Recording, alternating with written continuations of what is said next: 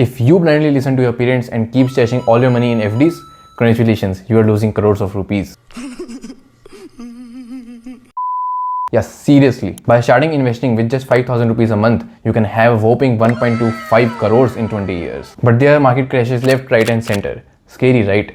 Everyone says that investing in the market is confusing, risky and complicated. I have been in this game since last 4 years, now investing lakhs every month. And I think this is true. Now, if I already disappointed you, I get it. Feel free to skip this video. But if you stay, I promise you this is the only video that you need in 2025 to get started as a beginner with zero knowledge, zero experience and honestly very minimal efforts. And avoid becoming part of that 77% that regret not investing earlier. Because more than endlessly learning about investing, it's critical that you just start.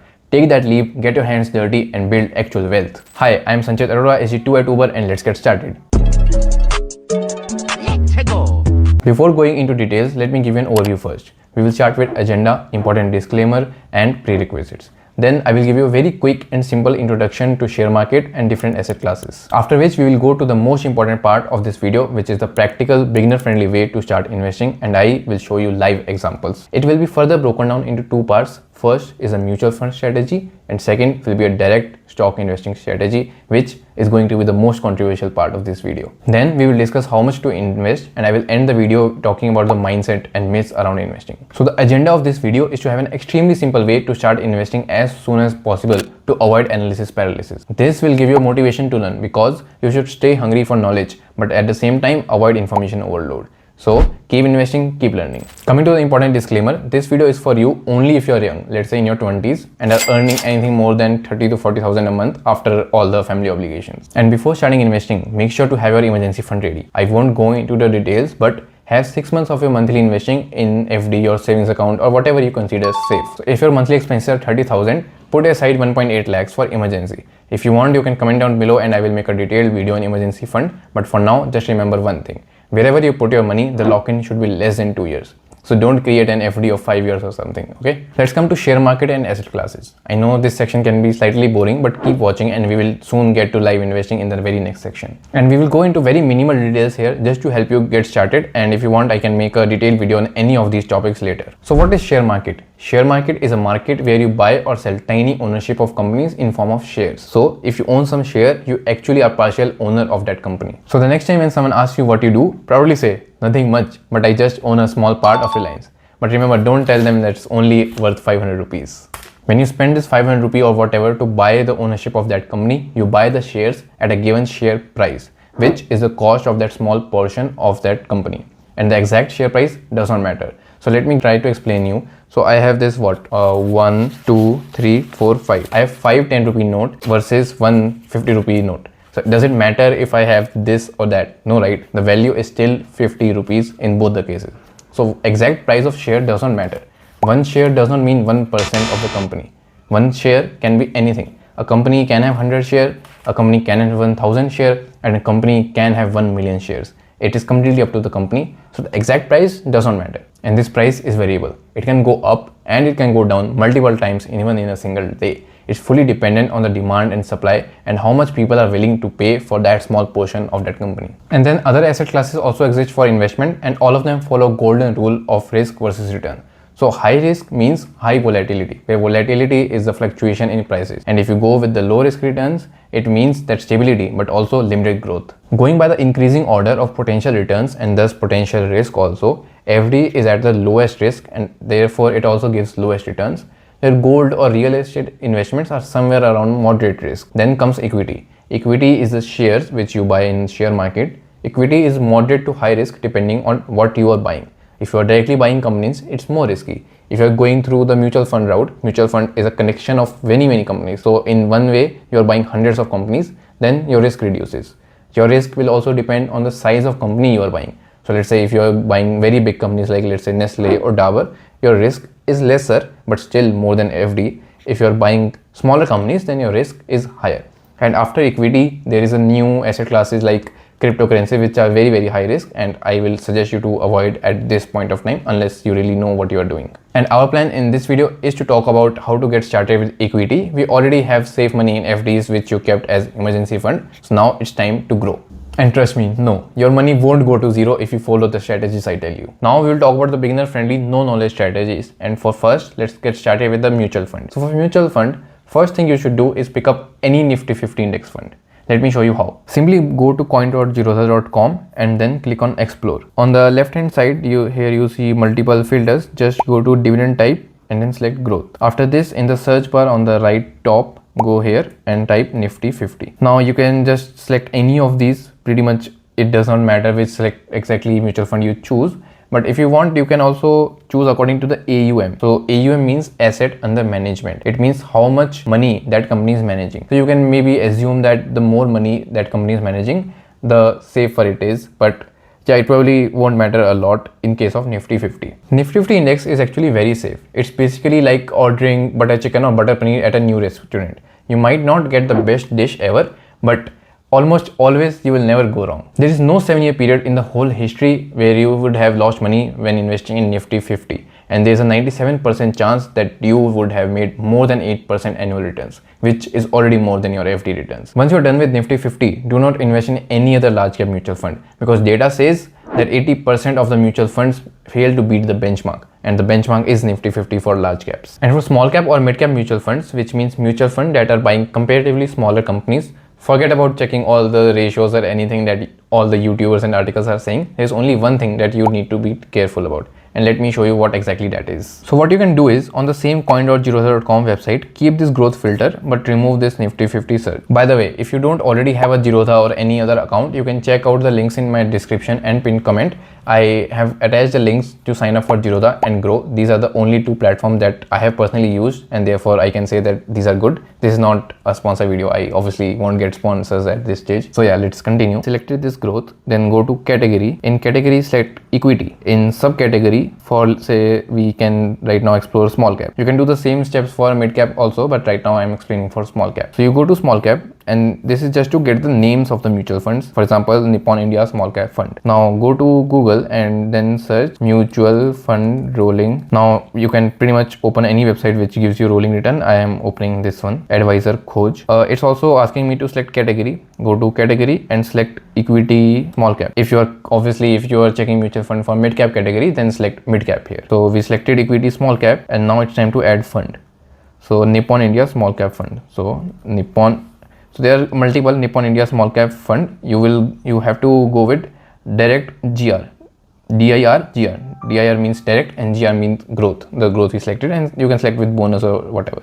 We will select the start date as, let's say, maybe 2015 January. You can keep this as much before as possible, and then just submit. Okay, it gave me a weird error. Let me try with Nippon India direct growth, and let me try to submit now. Awesome, it worked now. So as you can see, it's showing me two lines. First is equity small cap. So this is the small cap index, which is the purple line, and then you can see the yellowish line, which is the Nippon India Small Cap. Now what we will do is, we will pick up again a random small cap fund, which is SBI Small Cap Fund, and add that as well. So SBI Small Cap, again DIR, and then hit submit. So as you can see, this orange yellowish line is of Nippon, the blue/purple line is of SBI. So pretty much after, like, let's say 2018-21, the Nippon is performing better than SBI.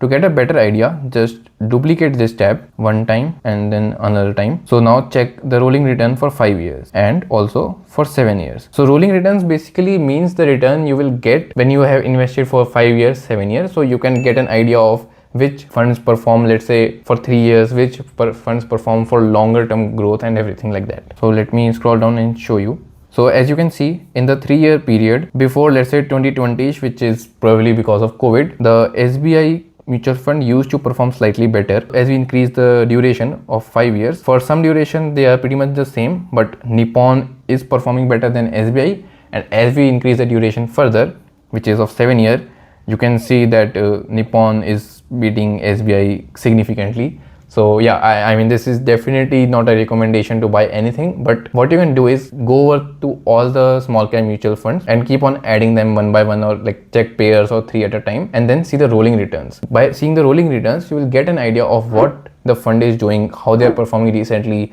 how they used to perform before COVID, are they able to perform on a 7-year period, are they able to perform on a 5-year period. So these are the 3 kind of graphs I wanted to see: 3-year, 5-year and 7-year. According to me, by seeing these graphs, if I have a choice to invest in SBI versus Nippon, I will go ahead with Nippon. So that's how you should see mutual funds. It does not require ratio or anything. Even if you don't understand anything, just by seeing these graphs, you can see that the returns of one mutual fund are higher for significant amount of time. So you can go ahead with investing in that.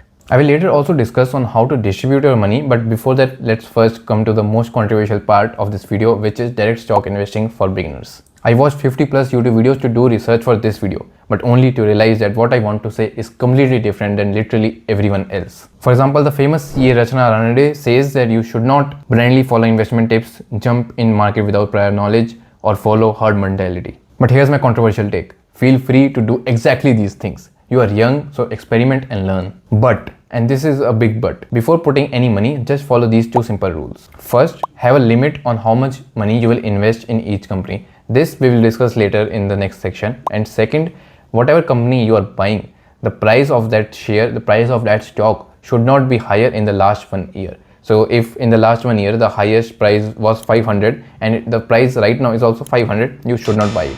If in the last 1 year the highest price was, let's say, 500 and now the company is available at 400, then you can go ahead with and buy it. I'm not saying you should buy it, but you can go ahead. It's kind of safer. That's all actually. I don't want to overburden you with fundamental analysis, technical analysis, or all those overly complex topics.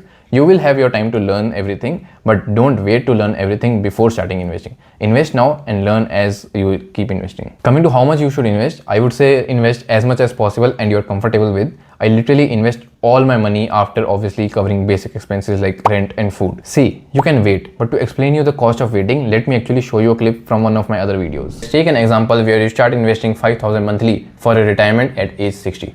If you are 25 today and start this investment, you will have a wealth of 7.5 crores. But if you are 30 and then start this investment, your retirement amount would only be 3.5 crores. If you're interested in watching the full video, you can find the link in the description. But for now, going back to the distribution part, I would say divide your money into 3 equal parts. First, we'll go to the index fund, the Nifty 50 index fund. Second, we'll go to small cap or mid cap mutual funds. And the third is for direct stock investing. If you want, you can definitely change the distribution, but I would suggest definitely have something in each of these buckets so you get the flavor of everything. If you're not very comfortable, have let's say 10% in direct stocks, but definitely have something in direct stocks so you get the motivation to learn and know more about it. Coming to direct stocks and the rule on how much you can invest in each company, my rule is very simple. Every month you can invest at a maximum of 1% of your overall invested amount. So if you have invested 100 rupees in market, in one company in particular month, you can only invest 1 rupee. Okay, it sounds less, but yeah, that's how you balance your risk and get the maximum returns with the stability also. After having this monthly constraint, I have just one more constraint, which is to not have any company contribute more than 3% of your overall investments. So if your overall investments is 100 rupees, at any point of time, any company should not exceed rupees 3. So if you are investing 1% every month, at maximum you can invest for 3 months. You can either do it sequences, so January, February, March, or you can also distribute it as you like January, March, maybe October or November, but at maximum at any point 3%. This is a very important rule. Remember this, otherwise you will be doomed. And during this investing, the mindset you have is very important. So let's start with the next section of mindset and the myths around investing. First, investing is not gambling. Investing is a system and a very predictable one. It's not like casino. Markets, at least the Indian markets, are designed to always keep going up. If you want, I can make a detailed video on why is this the case, but the point is, it's only about the patience. Remember the data point I shared. There is no 7 period in the history where you would have lost money if you invested in Nifty 50. Which brings us to the next point, which is investing is a long-term gain. Investing is not a get-rich-quick scheme. So be patient and think in years, not the days, because pretty much anything can happen in short term. Your favorite Nestle can fall down 10% in short term, but eventually in the years, 2 years, 3 years, 5 years, it will definitely go up and it will give you the returns you want. And by seeing the short-term movements in the price, don't sell due to panic. I would say unless you really know what you're doing, if you have purchased something, don't sell it at least for an year. By the time you will also learn about investing and all these strategies if you subscribe to my channel and keep watching these videos, because markets will fall and markets will rise. which also means that you should invest with only your money and don't borrow for anyone, because you don't know when the market will go up and you can't have that pressure of borrowed money. And the third myth is investing is only for experts. As we already discussed, it's not. You can start investing even as a beginner. I mean, forget about all the complex things, small cap, mid cap I said. Even if you just select Nifty 50, you can get crazy returns, which is higher than FD. And this is quite literally no-brainer strategy of investing in Nifty 50. Yes, investing is for beginners, and even if you're not expert, you should definitely start investing. Fourth point around mindset is play the compounding game and enjoy your life. Money is not the goal of your life. So let it compound slowly and have fun, while also side by side learning how to invest better and keep improving this skill and keep having fun, obviously. The fifth point, which is probably a biggest myth, is investing is optional. I think in general in Indian families, money is a very less discussed topic. And no, investing is not optional at all. It's a compulsory, it's a requirement. I'm not saying that you should invest. You have to invest. And to understand this, I want you to watch this video next, where I talk about 7 reasons I learned personal finance early and you should too. So see you in this video. Bye.